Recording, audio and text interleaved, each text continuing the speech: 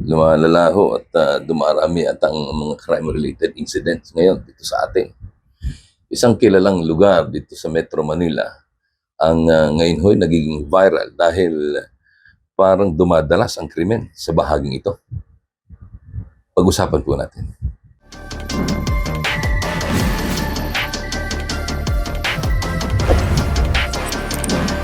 Dagundong, dagundong, dagundong, dagundong, dagundong.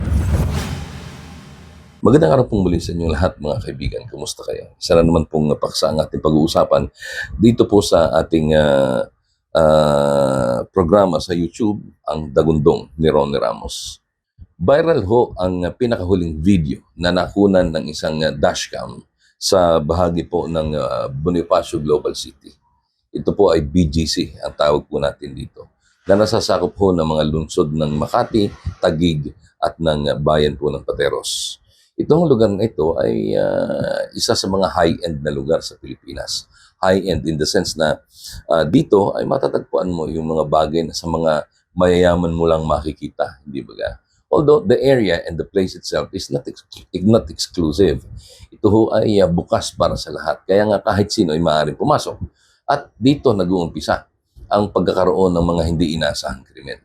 Na kung tutusin bilang isang high-end na lugar, ito po ay pwedeng maiwasan.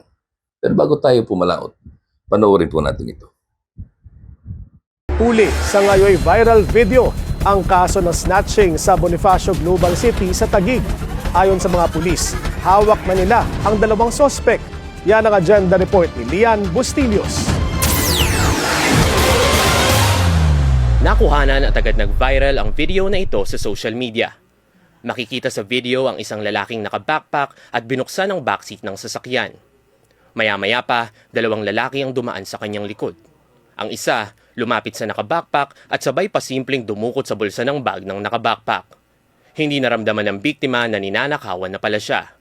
Nakasaad sa caption ng viral video na nangyari ang snatching sa BGC nitong January 5. Kinumpirma ng Taguig City Police Station na nahuli na ang mga suspect. Kinilala sila bilang si June Marcel Devar at John Michael Mendoza.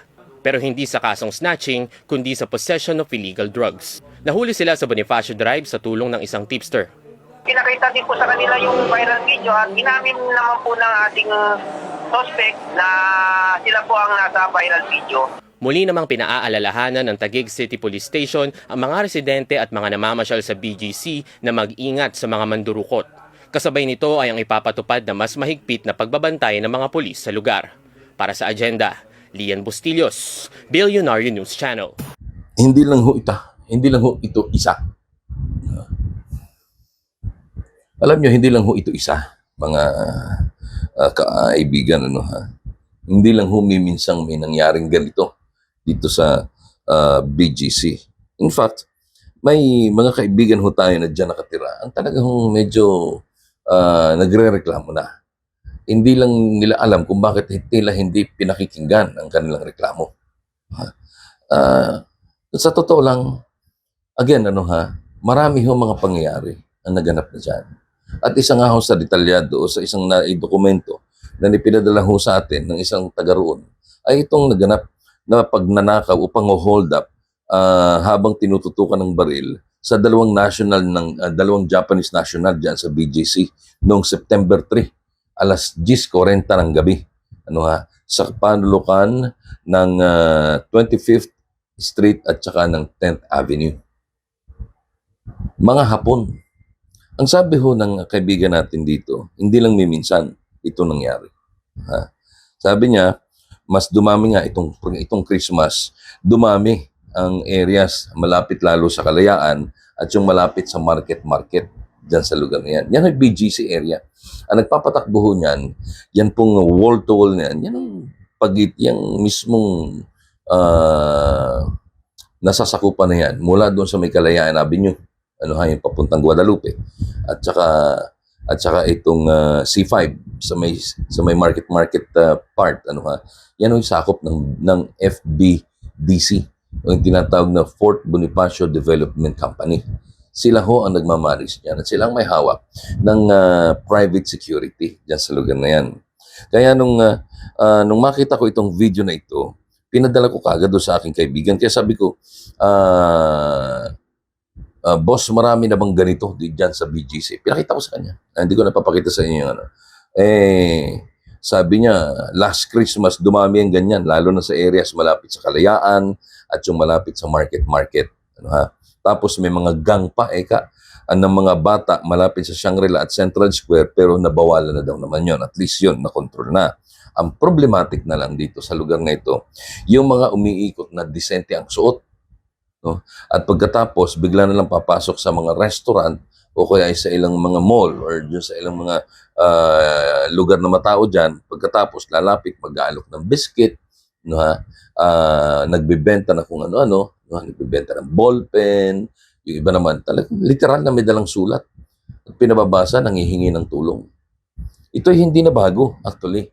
This is happening almost anywhere. Hindi ko naman sinasabing sa lahat ng lugar. Kasi, I was also a victim of this. Doon naman sa Victory Mall, sa Tanawan City, kung saan ang mayor ay si hirap tandaan ang apelyido niya. Puro yabang daw kasi yan eh. Kaya hindi ko, yung mga ganyan mayabang, hindi ko pinapansin. Anyway, excuse me. Excuse me. Yeah. So again, meron din dito na ilang mga nagpapanggap na ang drama ay mga bagong empleyado sila doon sa lugar at wala silang pamasahe, kaya nangihingi sila ng pera, maka kahit papaano makaipon. Pero ang sabi niya, 2 buwan ko na siyang nakikita.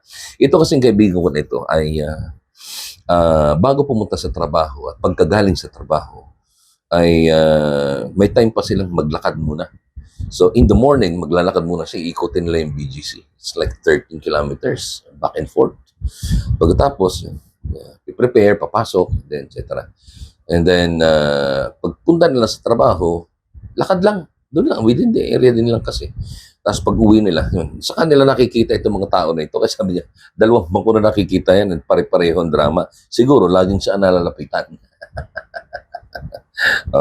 Tapos, pagdating doon sa mga areas na may mga gang, bigla na lang ay magsusuntukan itong mga ito, maghahabulan. Kaya ang mga tao natatakot. Kaya talagang medyo makaka-apekto ito no, sa ekonomiya dyan sa lugar na yan. Ay ang BGC ay isa pa naman sa itinuturing din na isa sa mga economic hub ng bansa. Ay kung ganyan ang mangyayari, paano mo pang pangangalagaan ang ating mga kababayan dyan? Ay ang daming gustong pumasyal dyan. In fact, yung mga anak ko lagi din gusto dyan sa BGC. Minsan lang kami pumasyal ng High Street, hindi lang nagkataon lang na wala ng event sapagkat medyo late na ang pagpunta namin that time. Ang ibig nating sabihin, may mga nangyayari ng ganito. Bakit hindi ito namomonitor? Ang tanong ko doon sa aking kaibigan. Sabi niya, dati madaming cameras everywhere dito sa BGC. Kasi chismis is hindi na working ang and naging parang medyo lax na rin daw ang sa BGC ang police enforcement. Hindi nila alam kung bakit. Kaya sabi ko, sinasabi nito, maaari, ako nakikita ko, may problema dito sa security. In relation doon sa mga CCTV camera na dapat na nagagamit nila sa seguridad, hindi natin alam. Pero yung mga tao, yung mga security mismo doon, kasi wala hong police dyan eh. Ang nagmamando ng mga traffic dyan, hindi police. Yan ho ay mga security guard.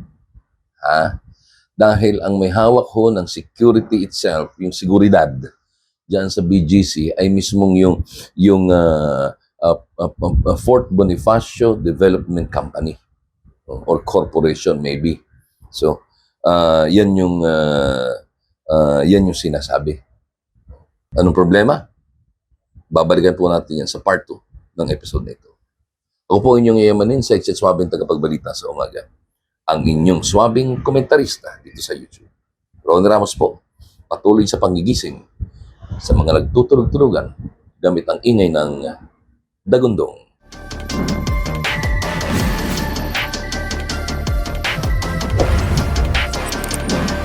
Dagundong.